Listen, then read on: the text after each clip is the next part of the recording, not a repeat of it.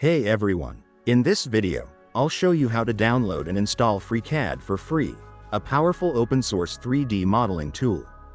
First, open your web browser. In the search bar, type FreeCAD.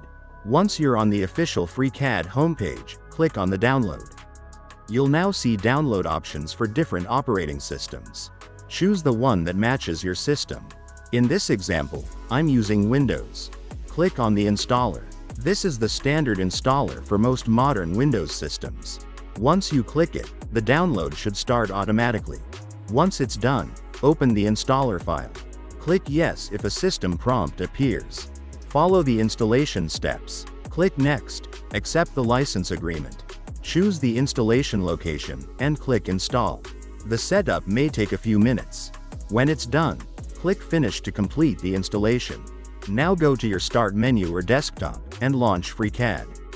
The program will open, and you're ready to start creating 3D models. And that's it, you've successfully downloaded and installed FreeCAD for free.